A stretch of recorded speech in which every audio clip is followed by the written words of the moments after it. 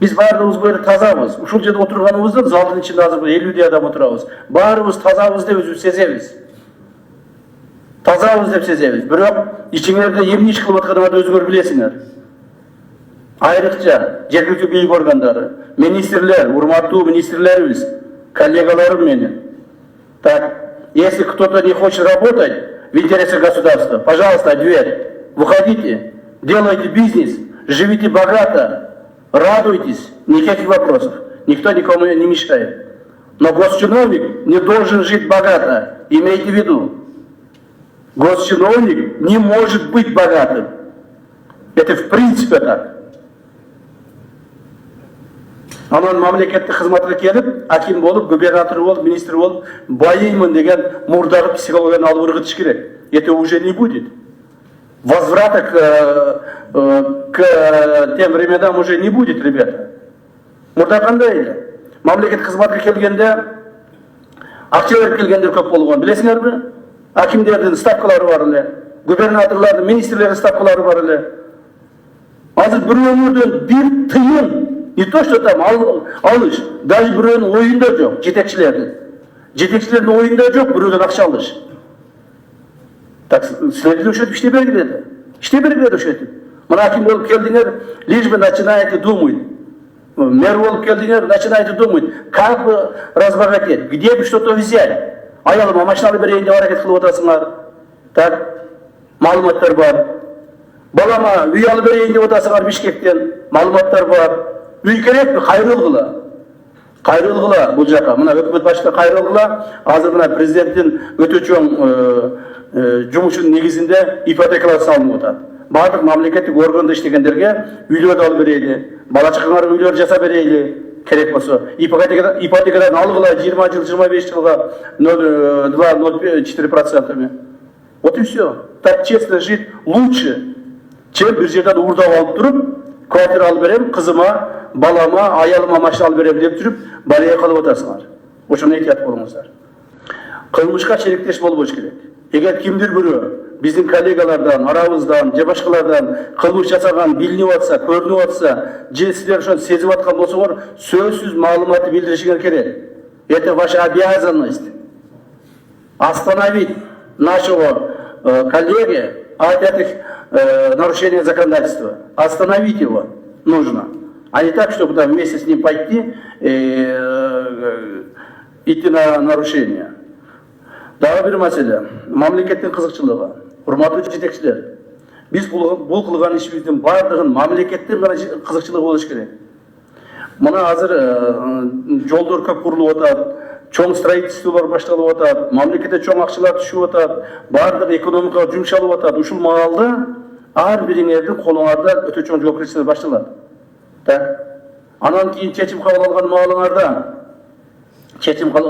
маалыңарда, мамлекеттин кызыкчылыгын эстен чыгарып туруп, жеке кызыкчылыгыңарга кирип кете турган болсоңор, анда мамлекет өнүгүп өспөйт. А биз бул жактан ар бириңер үчүн биз чечим кабыл алабыз. Силерге жоопкерчиликти карайбыз. Так, ушул жерде отурганыңардын почти 90% мен жакшы тааныймын, билемин, агабыз, инибиз. Бул агам, бул иним мени жашырып коет, тибей коет, карап койбойт, бул досум дебегиле. Эч кимге пощады не будет. Никому никакой пощады не будет. Особенно местные органы власти. Вот акимдер, мэрлер, айылыңарда, жерлерде, районун тегерегинде кайсыл бандит жүрөт, ким кого грузит, кто кого не дает жить, какие коррупционеры имеются, вам как бы силерге жаккан нерсе да, бул туурабы? Муну билесиңер. Айтып койгула да бизге. Эмне жашырып отурасыңар? Айтып койгула, дайте информацию. Если не хотите дать информацию кому-то другому, дайте мне личную информацию. Оштогу ГКМБнын зданиесинде кармалган следовательдин окуясы боюнча маалымат мага келип түшкөн.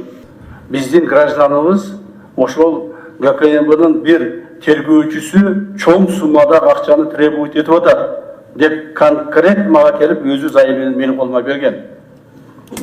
Аны биз реализовать этиш үчүн генеральный прокуратурага бердик. Генеральный прокуратура менен жетекчилиги менен, МВДнын жетекчилиги менен кошулуп, сүйлөшүп туруп, реализовать этип ошол зыятчыкты кармадык. Мана ушул гана случай. Конкретно те $15 000, которые мы подготовили, передали ему, Мы нашли у него в папке, он конкретный получил. То есть заявление простого человека подтвердилось. Көрдіңдер ме? Ал адам егер баға жете албаса жүрмөктү ыйлап. Эгерде биз ушул майор экен ал болгону, жаш эле жигит экен.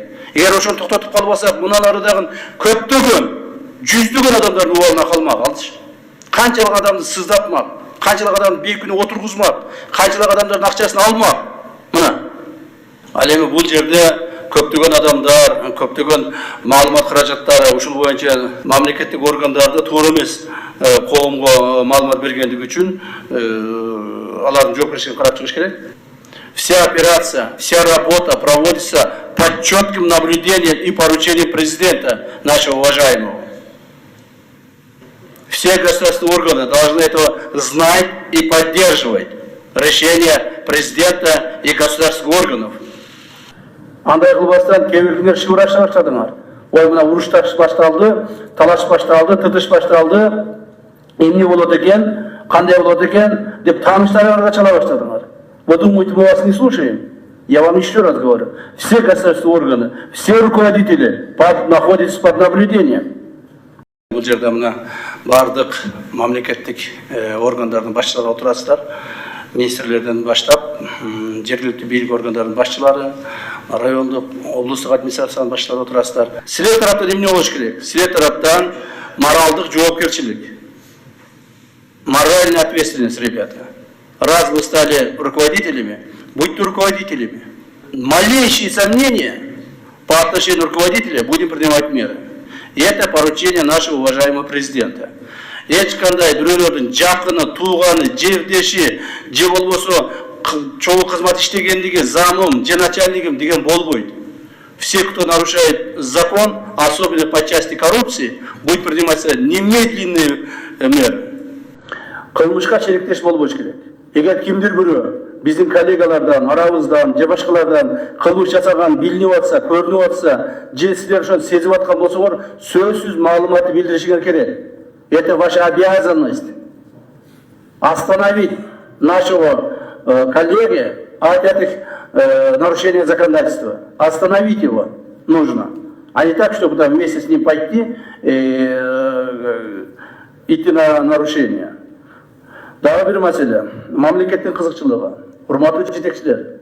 Биз бул кылган ишибиздин бардыгын мамлекеттин кызыкчылыгы болуш керек.